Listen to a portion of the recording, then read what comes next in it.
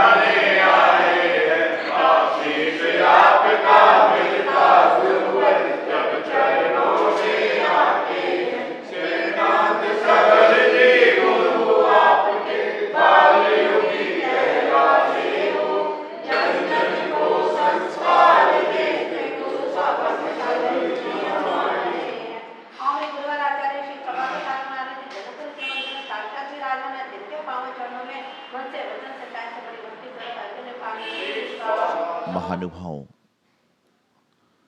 जिंदगी में अक्सर इंसान परेशान इसीलिए भी होता है क्योंकि वह दूसरों की परेशानियों को हल करने का प्रयास करता है। और गुरुदेव आचार्य सिद्धांत सागर जी महाराज हमेशा कहते थे कि आप यदि भूखे होगे तो किसी भूखे व्यक्ति को भोजन नहीं करा सकते, क्योंकि आप उसको भोजन देने जाओगे तो मन में आएगा कि आधा इसको दूं, आधा मैं खुद खा लूं, मैं भी तो भूखा हूं। उसी तरह से वर्तमान में ऐसा कोई इंसान शायद नहीं होगा जो परेशान ना हो, हैरान ना हो, तकलीफ में ना हो, दुख में ना हो। लेकिन बड़े आश्चर्य की बात है कि इस संसार में ऐसा कोई भी इंसान नहीं है जो दूसरों की परेशानी को, दूसरों की तकलीफ़ों को, दूसरों की समस्याओं को दूर करने के चक्कर में न लगा हो। ध्यान रखने योग्य बात यहाँ पर यह है कि हम अपनी परेशानी दूसरों से सुनाते हैं और दूसरा जब हमें अपनी परेशानी बताता है तो हम उसको परेशानी को हल करने में लग जाते हैं। अरे अरे सुधारक, जगत की चिंता मत कर यार। अरे सुधारक, जगत की चिंता मत कर यार, तेरा ही मन पापी है, पहले उसे सुधार। कि आज वर्तमान में हर कोई व्यक्ति हर किसी तरह से कार्य करता है। कोई किसी की परेशानी सुलझाने में लगा है, कोई किसी की समस्या को दूर करने में लगा है, कोई किसी की तकलीफ को दूर करने में लगा हुआ है। लेकिन बड़े आश्चर्य की बात यह होती है कि खुद तकलीफ में है, खुद परेशानी में, खुद समस्या में है और उसका जीवन यूं ही बीता जा रहा है। मैं बार बार आपसे एक ही बात कहना चाहता हूँ, बार बार आपको समझाना चाहता हूँ कि आप किसी को समझाने का प्रयास मत करें, बल्कि खुद समझ जाएं। आप किसी की परेशानी को दूर करने से पहले अपनी स्वयं की परेशानी को दूर करें। आप किसी की तकलीफ को दूर करने के पहले अपनी तकलीफ को तो दूर करें। पता चले कि जिस बारे में आपको पता ही नहीं है उसकी तकलीफ और बढ़ जाए। और मैं हमेशा एक बात कहता हूँ, मांगो उसी से जो दे खुशी से। और इंसान को मांगना भी चाहिए उसी व्यक्ति से जो देता हो खुशी से। परेशानी उसके सामने जाके बोलो कि जो खुद परेशानी से मुक्त हो, लेकिन मैं खुद बीमार हूँ और तुम मुझसे कहो बीमारी की दवाई बता दो, तो मैं क्या बताऊँगा। उदाहरण के लिए मान लो मैं बीमार हूँ और मुझसे कहो कि महाराज ये बीमारी की दवाई बताओ, तो क्या बताएगा इंसान।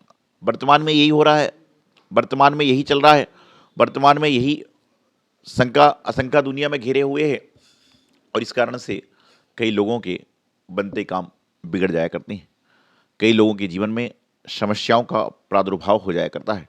कई लोगों के जीवन में समस्याएं और बढ़ जाती हैं। ध्यान रखिएगा, मैं यह नहीं कहता कि लोगों की समस्याएं मत हल करो, मैं यह नहीं कहता कि लोगों की परेशानी में साथ मत दो, मैं यह नहीं कहता कि लोगों की तकलीफ दुख दर्द दूर मत करो। लेकिन मैं इतना जरूर कहता हूं कि पहले यदि आप उस तकलीफ से दुख से दूर होंगे तो आपका उसका और अच्छी तरह से काम कर पाएंगे।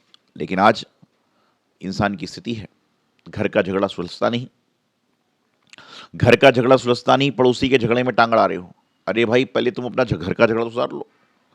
एक बार ऐसा ही हुआ, एक पार्क में रोज रोज एक अंकल घूमने जाया करते थे और 3-4 बच्चे वहाँ पर बैठे रहते थे। अंकल उनसे पूछते, अमेरिका में जो बना हुआ है वो देखा है क्या, जानना है क्या, कोई म्यूजियम आदि बना होगा तो बोले नहीं। अगले दिन आए, बोले वहाँ पर वह बना हुआ है पता है क्या, बोले नहीं। ऐसे रोज अंकल आते, रोज बच्चों को परेशान करते कि आपने वह देखा है कि नहीं, आपने वह देखा कि नहीं। बच्चे परेशान हो गए, क्यों, बच्चे तो बच्चे हैं। अगले 6वें-7वें दिन जब अंकल आए, वो कुछ पूछने की तैयारी में थे। बच्चों ने पूछा, अंकल एक सवाल हमारा है। बच्चों ने पूछा, एक सवाल हमारा है। अंकल बोले बोलो। बोले आप उसको जानते हो क्या, किसको, बोले आप उसको जानते हो क्या, बोले किसको, बोले आप उसको जानते हो क्या, बोले किसको, बोले आप उसको जानते हो क्या, फूलचंद को, बोले नहीं, कौन है ये, तो बोले आपने क्या देखा, बोले आप फूलचंद को नहीं जानते तो आप क्या जानते हो, बोले अरे बोले फूलचंद में क्या है ऐसा, फूलचंद कौन है, बोले फूलचंद जो है आपके घर का नौकर है। फूलचंद बोले आपके घर का नौकर है, आप फूलचंद को नहीं जानते, सारी दुनिया को जानते हो। उसी तरह से हम लोग अपने आप को जानते हैं लेकिन दुनिया को नहीं जानते। और जो व्यक्ति अपने आप को जानता है उसको दुनिया को जानने की आवश्यकता नहीं है, क्योंकि कहते हैं कोई उसमें रम गया, कोई उसमें रम गया, लेकिन सही मायने में तो वह है जो अपने आप में रम गया। और जो अपने आप में रम जाएगा उसको आजू बाजू वाले से कोई मतलब नहीं। जब आप पेपर देने जाते हो उस समय यदि आपको पेपर के आंसर आ रहे हैं, पेपर के सारे क्वेश्चन के हल आ रहे हैं, तो आप क्या करते हो, सिर्फ अपना पेपर लिखने में दिमाग लगाते हो, इधर उधर नहीं ताकते। इधर उधर वही ताकता है जिसके पास में क्वेश्चन का आंसर नहीं होता, इधर उधर यही देखता है जिसके पास में सही तरीके से ज्ञान नहीं होता। इसलिए जिसको आत्मज्ञान चाहिए है, जिसको आत्म शांति चाहिए है, पहले उसको अपने आप को देखना पड़ेगा। नहीं तो बस चाहे तुम भोजन में हलवा खाओ, पूड़ी खाओ, पेठा खाओ, कचौड़ी खाओ, रोटी खाओ, एक समय के बाद 24 घंटे के बाद मल के माध्यम से सारा निकल जाने वाला है। यदि भोजन करने से लोग तंदुरुस्त होते तो आज अस्पताल बिल्कुल खाली पड़ी रहती, क्योंकि अस्पताल में जानने के बाद भोजन की कमी नहीं है। भोजन के साथ साथ में मनःपूर्वक भोजन करने से आदमी स्वस्थ होता है। कहते हैं कि भोजन में दाल रोटी खाओ, लेकिन मन से खाओ, खुश होकर खाओ, तो आपको दाल रोटी अमृत का काम करेगी। और आपने लड़ झगड़ कर, मुंह बनाकर, हर तरह तरह के 56 पकवान भी खा लिए तो आपको उसका फल नहीं मिलेगा, क्योंकि जहाँ प्रसन्नता है वहाँ पे अमृत है, और जहाँ पे नाराजगी है वहाँ दरिद्रता है। इसलिए तो मैं देखता हूँ कि बहुत सारे ऐसे लोग रास्ते पे चलते हैं, उनको खाने की व्यवस्था नहीं है, लेकिन जब भी उनके सामने कोई रहता है उनका चेहरा खिला हुआ रहता है। क्यों? उनकी आवश्यकता ही नहीं है, उनकी अपेक्षाएं नहीं है। और हमारे साथ में क्या हो रहा है कि हमारी आवश्यकताएं बड़ी हुई हैं कि 2 हैं तो 20 कैसे होगा, और 20 है तो 200 कैसे होगा, 200 है तो 2000 कैसे होगा, 2000 है तो 20,000 कैसे होगा, 20,000 तो 2 लाख कैसे होगा, और 2 लाख है तो 2 करोड़ कैसे होगा। इस चक्कर में इंसान परेशान है, और उनको पता है कि हमें तो सुबह उठ के मांगना है, रोटी मिल गई तो, पूड़ी मिल गई तो, हलवा मिल गया तो, और नहीं मिला तो उसके बाद भी वो संतुष्ट हैं। और जिसके जीवन में संतुष्टि है उसका जीवन बिल्कुल अच्छा है, और जिसके जीवन में संतुष्टि नहीं है उसका जीवन कभी भी अच्छा नहीं हो सकता। चाहे बात भोजन की हो, चाहे बात द्रव्य की हो, चाहे बात व्यापार की हो, हर चीज में लगता है। तो बात प्रारंभ की थी कि परेशान दुनिया में हर कोई है, लेकिन हर व्यक्ति अपनी परेशानियों को दूसरों से बताता है। बताइए, और दूसरों को दूसरे की परेशानी सुनना भी चाहिए, लेकिन आपको यह तो जानना पड़ेगा कि हम जिसे परेशानी बता रहे हैं वह परेशान से मुक्त है कि युक्त है। जो परेशानी से युक्त है वह तुम्हें क्या समझाएगा, और तुम्हें समझाएगा तो भी तुम्हें समझ में नहीं आएगा। और जो परेशानी से रहता है वह शायद तुम्हें परेशानी का उपाय बता भी दे। जिस व्यक्ति ने कभी अपने माता पिता के चरण स्पर्श नहीं किए, जिस व्यक्ति ने कभी अपने माता पिता के चरण स्पर्श नहीं किए, वह बाजू वाले बच्चे को क्या समझाएगा कि माता पिता का महत्व क्या होता है। जिस शिष्य ने कभी गुरु महाराज की तारीफ नहीं करी, वह दूसरों के घरों के लोगों को तारीफ करना क्या बताएगा। जिस व्यक्ति ने कभी भगवान के पास आकर उनकी जिनेंद्र भगवान की भक्ति नहीं करी, वह दूसरों का क्या समझाएगा। तो ये बड़ी विचारणीय बात है। जो व्यक्ति आज हर चीज बदल रही है, और मैं तो ये सोचता हूं कि जब मौसम बदलता है तो उसका संकेत पहले आ जाया करता है, लेकिन इंसान जब बदलता है तो उसका संकेत नहीं आता, वह तो बैठे बैठे बदल जाता है। कोई थोड़ी देर पहले मुझे देखकर मुस्कुरा रहा था और उसके मन की बात ना हो, महाराज तो सिर्फ अपने वाले को ध्यान रखते हैं, और थोड़ी देर पहले तो अपना नहीं था। कुछ देर पहले जो व्यक्ति मुस्कुरा रहा था और थोड़ी देर बाद क्या होता है, उसकी मुस्कुराहट गायब हो जाती। क्यों? क्योंकि जब उसके मन की हो रही थी तो आप जैसा कोई नहीं, और जब आपके मन की नहीं हुई तो आपसे बुरा कोई नहीं। इसका मतलब क्या है? और मैं हमेशा एक बात कहता हूं, जब आप किसी के गीत गा रहे हो तो ये बात जरूर सोचना कि 2 दिन पहले मैंने उसको गाली क्यों दी थी। और जब आप किसी को गाली देने वाले हो तो ये बात जरूर सोचना कि 2 दिन पहले मैंने उसके गीत क्यों गाए थे। यदि ये गाओगे तो और सुनोगे तो निश्चित रूप से आप कभी किसी को गाली देना बंद कर दोगे, और जीवन में गीत गाना प्रारंभ आपके हो जाया करेगा। आज संसार में हर कोई भटक रहा है, कोई तन के कारण भटक रहा है, कोई धन के कारण भटक रहा है, कोई मन के कारण भटक रहा है। आज देखिए, मन के कारण भटक तभी तो रहे हैं लोग। पहले के जमाने में लोग मेडिटेशन नहीं करते थे, मंदिर में आते थे, भगवान का जाप करते थे, भगवान की पूजा करते थे, और उनके जीवन का कल्याण हो जाया करता था। वर्तमान में बिना मेडिटेशन के आदमी उठ नहीं रहा है। योग चल रहा है, योगा चल रहा है, ठीक है, वह भी स्वास्थ्य के जरूरी है, लेकिन मैं कहता हूं भगवान महावीर स्वामी ने कौन सा योग लगाया? भगवान महावीर स्वामी ने योगा कौन सा किया? उन्होंने तो मात्र योग लगाया। कौन सा योग लगाया? मन योग, वचन योग, काय योग। उन्होंने तीनों योगों को बस कर लिया तो उनको जीवन में योगा करने की आवश्यकता नहीं हुई। ना तुम्हारा मन योग मन में वश में है, ना वचन वश में है, ना काय वश में है, इसलिए तुम्हें योग करना पड़ रहा है, योगा करना पड़ रहा है। और तुम्हारा तीनों योग यदि संतुलित होंगे तो योगा करने की आवश्यकता होगी ही नहीं। यही हमारा धर्म, यही हमारी व्यवस्था, यही हमारी क्रिया कहती है। तो आज मैं आपसे यही कहना चाहता हूं कि जिंदगी में आप ये मत देखो कौन कितना पॉपुलर है। आज लोग मेरे पास में आते हैं, बोले महाराज जी ये रेटिंग बहुत बड़ी हुई है, अरे भाई, मैं आप सबसे बड़ा मार्मिकता से समझाते हुए एक बात पूछना चाहता हूँ। आप वो कहते हो कि महाराज जी यूट्यूब चैनल पे उस महाराज के कितने फॉलोअर हैं? यूट्यूब चैनल पे उस संगीतकार के कितने फॉलोअर हैं? यूट्यूब चैनल पे उस एक्टर की फ़िल्म इतनी बार देख ली। अरे भाई साहब, यूट्यूब चैनल पे ही देखकर यदि लोग बाग मानते, तो क्या हमारे पारसनाथ भगवान, मुनीश्वरनाथ भगवान, महावीर स्वामी, इनका कोई फॉलोअर नहीं है? उनके ज़माने में ना तो इंस्टाग्राम था, न यूट्यूब था, न फेसबुक था, न व्हाट्सअप था, तो क्या भगवान महावीर स्वामी, पारसनाथ भगवान, आदिनाथ भगवान, मुनीश्वरनाथ भगवान, शांतिनाथ भगवान, इनका कोई महत्व नहीं है? इनका तो एक भी फॉलोअर नहीं है।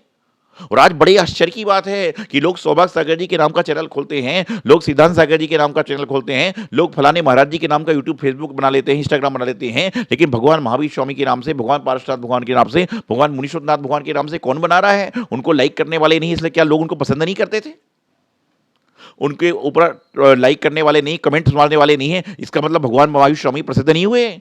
अरे भाई, भगवान महावीर स्वामी प्रसिद्ध हुए हैं, जब जाकर तो हम लोग थोड़ा बहुत प्रसिद्ध हो रहे हैं और अपने जीवन को सिद्ध करने का आवश्यक कर रहे हैं। जरूरी नहीं है कि जिसके पीछे जनता हो वही बहुत बड़ा है, बल्कि जरूरी यह है कि जो जनता से हट के खड़ा हुआ हो वही सबसे बड़ा है, क्योंकि जनता के साथ रहोगे तो भटक जाओगे, और जनता से हटकर चलोगे तो जीवन में से लटकना नहीं छोड़ोगे, लटकना छूट जाएगा और जीवन में भटकना छूट जाएगा।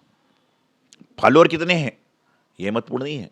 फॉलोअर तो आपसे ज़्यादा, महाराजों से ज़्यादा लोगों, नेताओं के होते हैं, लेकिन आचरण किसका है यह महत्वपूर्ण है।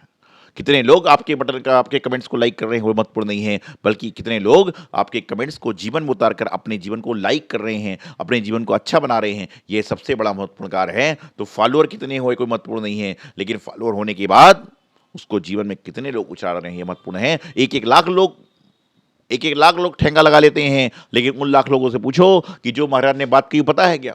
नहीं पता। वो तो 20 मिनट की यूट्यूब पे सुन ही नहीं सकता है, वो तो धनाधन धनाधन लगाया जा रहा है। बोले क्यों? संचालक ने बोल दिया कि सभी लोग इसको लाइक करिए, सब्सक्राइब करिए और कमेंट्स डालिए, बस कर दिया। उससे पूछो कमेंट्स डाला, वो डाला क्या है पता ही नहीं है। ओम जय जय महावीर प्रभु तो रोज कह रहे हो, लेकिन जय जय महावीर प्रभु कहने के बाद भगवान महावीर स्वामी के बारे में भी थोड़ा जानने का प्रयास करो। और जो भगवान महावीर स्वामी के बारे में जान लिया करता है, उसको जीवन में किसी और को जानने की आवश्यकता नहीं होती। जो अपने जीवन में परेशानियों से मुक्त होता है, वही दूसरों की परेशानियां, तकलीफ, समस्याओं का हल कर सकता है। जो जीवन में समस्याओं से ग्रसित नहीं है, वही आपकी समस्याओं का समाधान कर सकता है। नहीं तो बस कुछ करने चले थे और कुछ नहीं कर पाए। कुछ करने चले थे लेकिन कुछ नहीं कर पाए, उसका कारण यही है कि करने क्या चले थे पता ही नहीं है। करने क्या चले थे पता ही नहीं है। और जो व्यक्ति घर से निकलता है, अपना लक्ष्य लेकर निकलता है, वह अपना लक्ष्य पूर्ण करके घर वापस आता है। क्योंकि सब्जी लेने वाले को पता होता है कि बाजार जाकर मुझे सब्जी खरीदना है, पढ़ने वाले को पता होता है मुझे स्कूल जाकर यह पढ़ना है, नौकरी वाले को पता होता है मुझे नौकरी यह करना है। और जिसका कुछ नहीं, ऐसी घर से घूमने जाता है, उसको पता ही नहीं कि मुझे करना क्या है। वह तो दूसरा जगह जाएगा, घूम पर चाट पकौड़ी खाएगा और घर में वापस आके लोगों को तंग करेगा। तो जीवन में अच्छे तरह से बनने का प्रयास करें। आपका जीवन अच्छा कैसे होगा कि जब आप लक्ष्य रहोगे। लक्ष्य विहीन मानव कुछ भी नहीं पाता, और लक्ष्य सहित मानव सब कुछ पा लिया करता है। आज हमारे बीच में बड़ी प्रसन्नता की बात है, नैनागिरी सिरसी के अध्यक्ष श्रीमान सुरेश जी आए, उनकी धर्मपत्नी न्यायमूर्ति बिमला जी भी आई। समाज इनका आतिथ्य भी करेगी। और निश्चित रूप से मुझे प्रसन्नता होती है जब जैन धर्म के लोग आते हैं, जिन धर्म के लोग आया करते हैं, और आने के बाद में सुनता हूँ कि जैन धर्म के लोग न्यायमूर्ति बने। सबसे पहले जज महिला समाज की बनी बिमला जी। सुरेश जी ने IAS ऑफिसर कितनी सारी चीज़ें लिखी, तो अपने जीवन कल्याण किया। तो मैं समझता हूँ कि जैन समाज के माध्यम से लोगों का कल्याण हो, अपना कल्याण हो, यही मंगल शुभकामना। आचार्य श्री सिद्धांत सागर जी महाराज।